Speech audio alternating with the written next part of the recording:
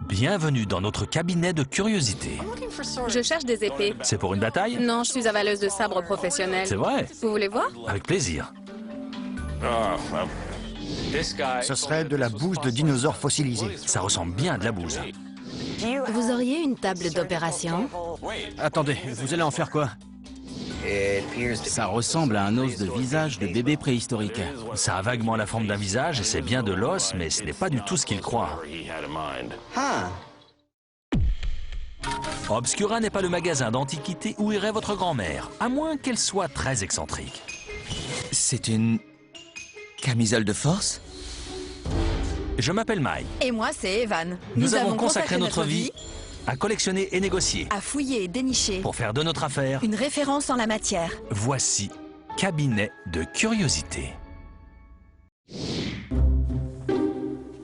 Je peux vous aider?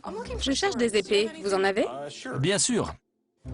J'ai quelques exemplaires. Celle-ci est en rostre d'espadon, avec une poignée fixée dessus. Celle-là est une épée des chevaliers de Colomb, l'organisation de bienfaisance, et bien sûr elle est surmontée de la tête de Christophe Colomb. C'est cool. Je peux l'avoir? Bien sûr, on en reçoit de toutes sortes. Vous collectionnez les épées militaires? Pour le moment, j'ai seulement des répliques. Mais je cherche quelque chose qui en jette un peu plus pour mon boulot. Vous faites quoi exactement? C'est pour une bataille?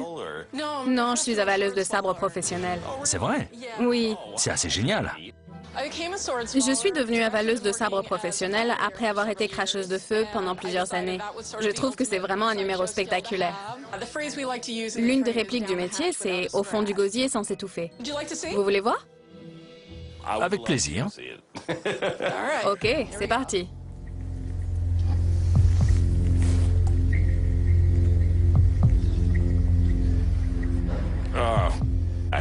J'ai un réflexe nauséeux très prononcé, alors quand elle s'est enfoncée l'épée dans la gorge, j'ai senti la mienne se serrer et mon 4 heures remonter. C'est très impressionnant.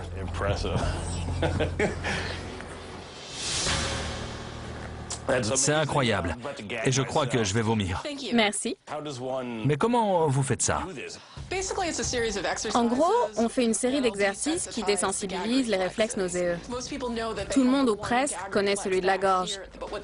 Mais peu de gens savent qu'on en a un aussi ici, juste à côté du cœur, et un autre à l'entrée de l'estomac. Les avaleurs de sabre apprennent à les maîtriser pour que l'épée passe au travers et vienne reposer au creux de l'estomac. J'imagine que c'est très dangereux. Vous risquez de perforer votre intestin ou votre estomac, non? Oui, sans parler de ce qui arriverait à ma robe. C'est sûr. On a dû vous le demander 100 fois, mais l'épée n'est pas rétractable? Non, elle ne se plie pas. Mais ils en font des rétractables. J'en ai jamais vu. Tous les magiciens peuvent faire des tours de cartes et tout le monde peut apprendre les numéros de base, comme cracher du feu ou s'allonger sur une planche à clous. Mais on est très peu à pouvoir avaler un sabre. C'est un talent très rare.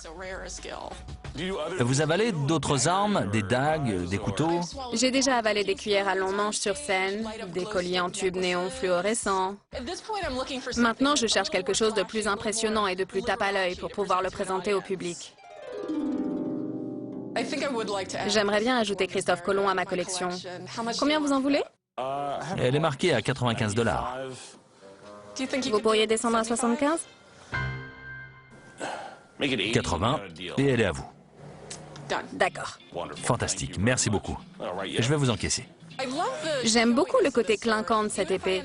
Même si je ne m'en sers pas dans mon numéro, c'est une belle pièce. Je suis contente de l'ajouter à ma collection.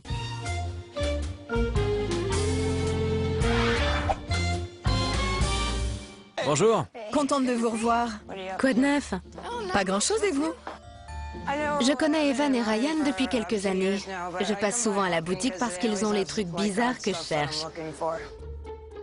Est-ce que par hasard, vous auriez une vieille table d'opération? Ou une table pour la toilette des morts?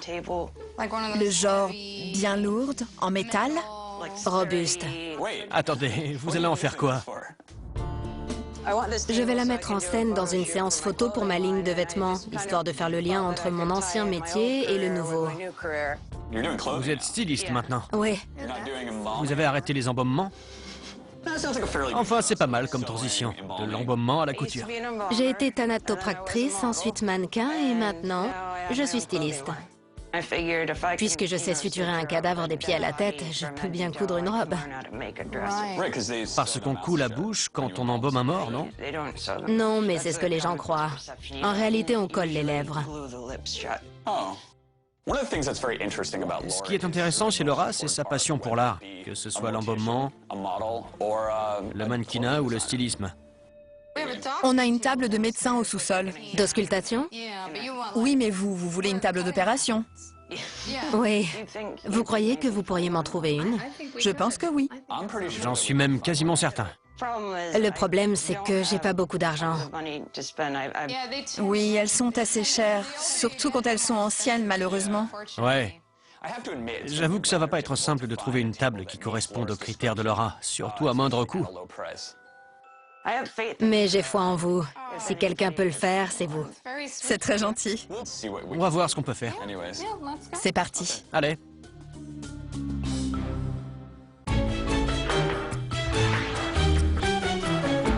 Bonjour. J'ai un objet un peu étrange. Je me demandais si vous pourriez m'aider. Bien sûr. Voilà. Ça ressemble vraiment à un os de visage de bébé préhistorique. Un os de visage? Ça s'appelle un crâne. Je vous confirme que c'est un os. Regardez là, on voit les pores. Même si les os sont solides, ils ont des petites cavités à l'intérieur qui leur permettent d'être encore plus résistants. C'est une chouette pièce. Vous l'avez trouvée où? Ma grand-mère l'a trouvé sur une plage, dans le Massachusetts. Ce type est complètement à côté de la plaque. Ça a vaguement la forme d'un visage et c'est bien de l'os, mais ce n'est pas du tout ce qu'il croit. Ce que vous avez là, en fait, c'est un os d'oreille de baleine. Une oreille de baleine? Je savais même pas que les baleines avaient des oreilles. C'est un os du tympan qui se trouve dans l'oreille interne de la baleine. Il baigne dans un liquide et il capte les vibrations qui voyagent plus vite dans l'eau que dans l'air. En gros, c'est ce qui leur permet d'entendre. La chasse à la baleine étant interdite aux États-Unis, on n'en voit plus beaucoup. C'est une super trouvaille. Vous avez vu la taille de l'engin? L'animal devait être énorme. Chez l'humain, cet os est gros comme un petit pois. Et vous voulez le vendre? Carrément. Combien vous en voulez? À l'origine, j'en voulais 50 $. Ça me paraissait raisonnable pour un crâne de bébé. Sauf que maintenant, c'est plus un crâne de bébé. C'est un os d'oreille de baleine. 160? J'ai déjà vendu ce genre d'objet et je sais que ça rapporte pas mal, à condition de l'avoir d'abord à bon prix. Mais on dirait que... Vous en êtes servi, non? Vous fumez? Oui. Ça fait 3 ou 4 ans que ça me sert de cendrier. J'espère que ça diminue pas trop sa valeur. Il croyait que c'était un crâne de bébé et il s'en servait de cendrier. 100 $, c'est le maximum que je puisse vous offrir. Ok, je veux bien vous le vendre. Affaire conclue. 100 $, ça aurait pu être pire. Le premier truc que je vais acheter avec cet argent, un nouveau cendrier?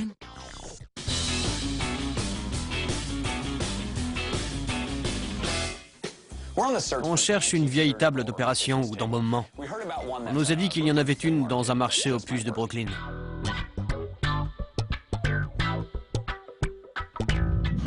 Génial, un costume de Voltron. Ah, j'ai jamais aimé. Trop moderne pour toi peut-être. J'ai jamais été fan de robots. Elle a un style sympa. Ça fait un peu cercueil. Bonjour, ça va? Bien et vous? On admirait votre table. Pas mal, hein? Je m'appelle Kendall, je vends des antiquités, principalement des vieilles photos, mais parfois des meubles, quand j'en trouve des chouettes. Je l'ai trouvé dans une entreprise de pompes funèbres. Il y avait des cercueils dessus. J'imagine qu'ils s'en servaient pour transporter les corps ou les cercueils. Les pompes funèbres étaient en faillite? Oui. Pourtant, elles existaient depuis très longtemps, au moins un siècle. Mais je pense que cette table doit avoir 60, 75 ans. On dirait le couvercle d'un cercueil. Oui. D'ailleurs, cette partie-là se soulève. Ça fait funéraire. Mais pas très chirurgical. Elle veut quelque chose en rapport avec l'embaumement. Oui. Elle veut le charme de la mort. Ça n'ira pas. C'est pas assez romantique. Merci pour les explications. De rien, je vous en prie. Oui, merci beaucoup. La chasse au trésor continue. On peut peut-être trouver une table plus en rapport avec le funéraire, comme Laura l'a demandé. Je te propose un marché. Si c'est pas de la bouse de dinosaure, alors je te promets de ranger entièrement la cave. Marché conclu. Vous plantez un clou dans le nez? Oui, je me l'enfonce dans la narine. J'aimerais bien voir ça.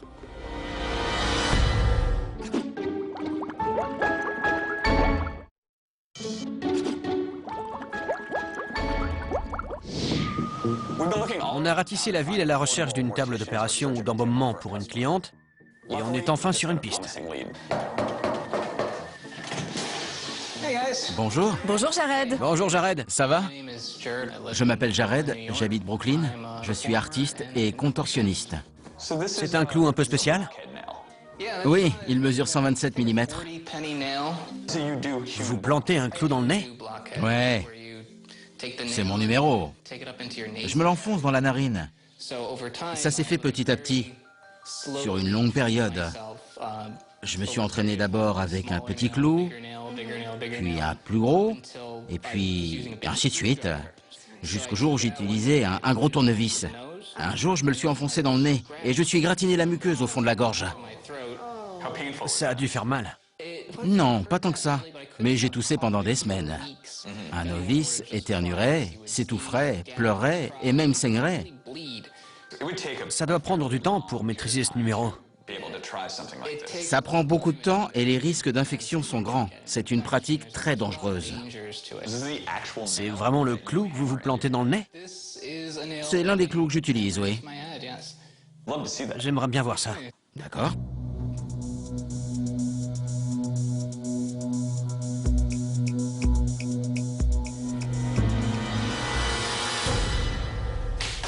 Et voilà. C'est magnifique. C'est très beau. Vous voulez le retirer? Merci. Vas-y, Evan.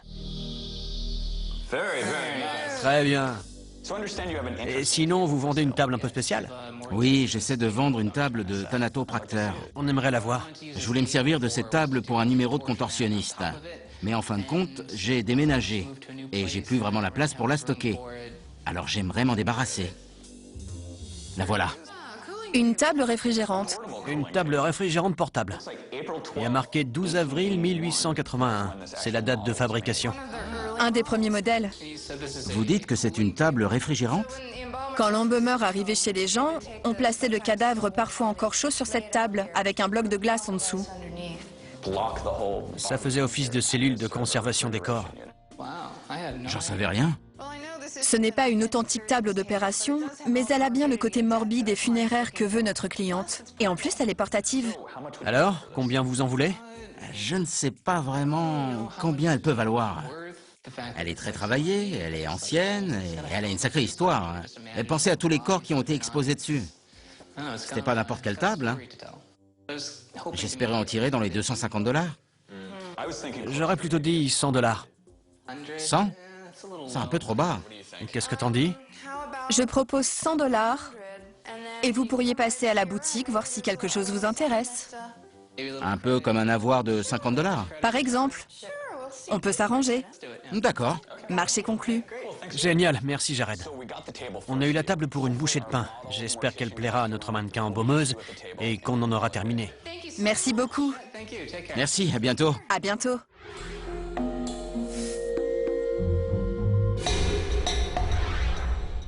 Regarde, tu vas adorer.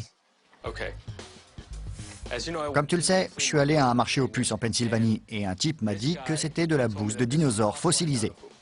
De la bouse de dinosaure.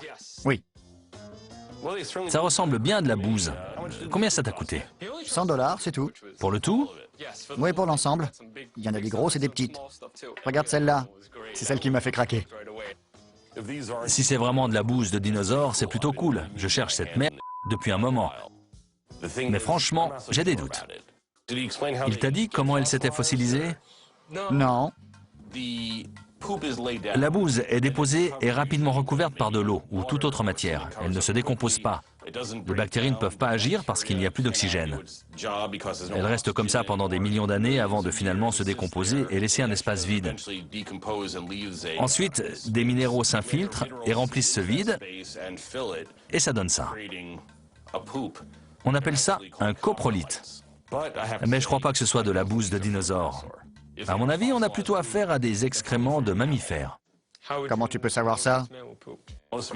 La plupart des mammifères font ce genre d'excréments, contrairement aux lézards et aux oiseaux dont les fientes sont liquides. Heureusement que les mammifères volent pas. J'aimerais pas devoir enlever ça de mon pare-brise. Mais bon, c'est quand même sympa. Je suis sûr à 100% que c'est de la bouse fossilisée de dinosaures. D'ailleurs, je te propose un marché.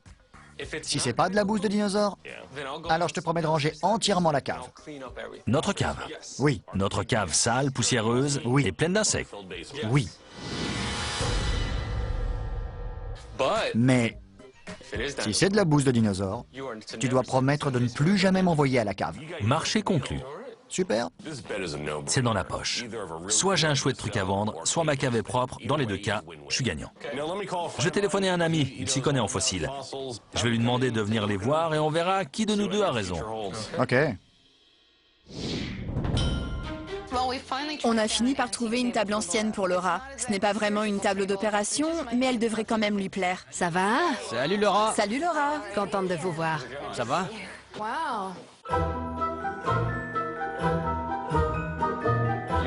Votre collection s'est beaucoup agrandie depuis la dernière fois que je l'ai vue.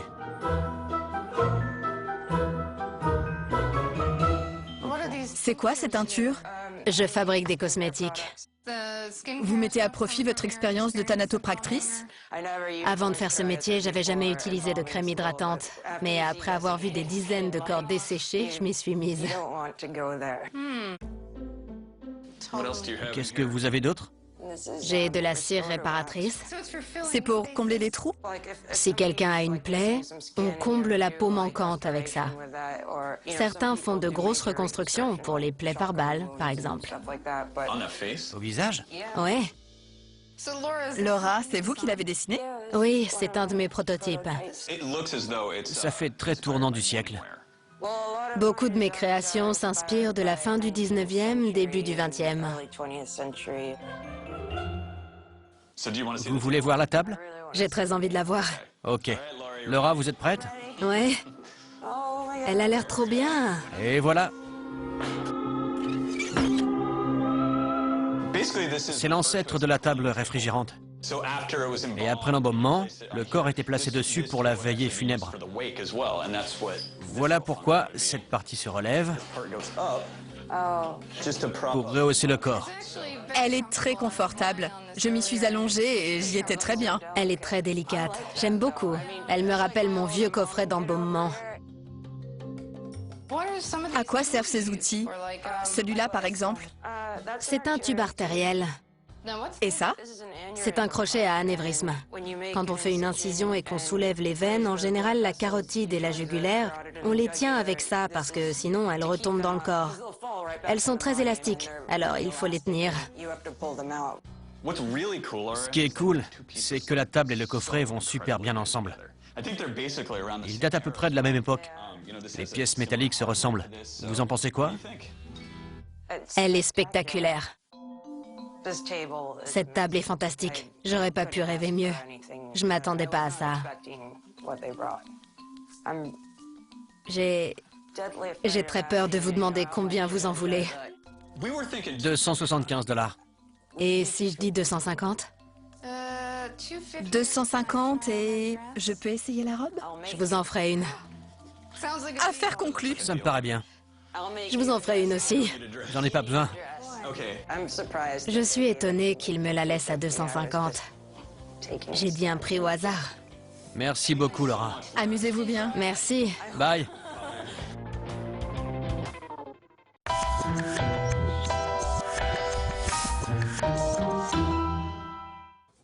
Salut Mike. Ça va Brett? Bien et toi? Cool. Tout à l'heure, mon stagiaire m'a apporté des soi-disant bouses de dinosaures. Mais j'y crois pas trop. Alors on a fait un pari et mon ami expert en fossiles va nous départager. Qu'est-ce que vous voulez que je regarde? C'est ici. Je suis paléontologue à l'université Hofstra et je suis là pour examiner des coprolites. C'est toujours difficile d'être sûr sans couper le coprolite pour en examiner l'intérieur et voir s'il contient des matières organiques. La couleur et le poids indiquent qu'il s'agit d'oxyde de fer. D'accord. Voilà ce que c'est. Les matières organiques sont rarement remplacées par du fer. Si c'était du phosphate qu'on trouve dans les eaux ou du carbonate qui constitue les coquilles, ce serait beaucoup plus convaincant. Beaucoup de fossiles sont des substitutions. Oui, une coquille ou un os sont intégralement remplacés. C'est la forme qui indique qu'il s'agit d'un fossile. Le problème avec les coprolites, c'est que, oui, d'accord, ça ressemble à une grosse bouse. Mais Ça prend combien de temps pour fossiliser une bouse? c'est une très bonne question. Ça dépend des circonstances dans lesquelles la bouse a été enterrée et de sa composition chimique. Elle peut être enterrée dans du sable ou de la boue. Beaucoup de facteurs entrent en jeu. Alors d'après toi, qu'est-ce que c'est? Je pense que ce ne sont pas des coprolites, mais des pseudo-coprolites. Pseudo signifiant faux.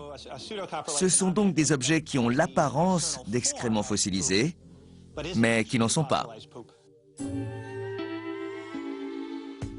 Je suis ravi d'avoir fait venir Brett. C'était un bon pari et gagner me fait toujours plaisir.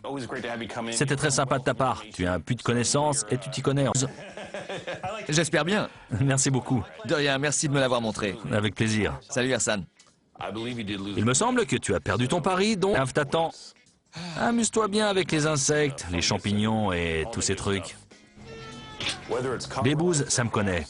Je suis une autorité en la matière. C'est répugnant.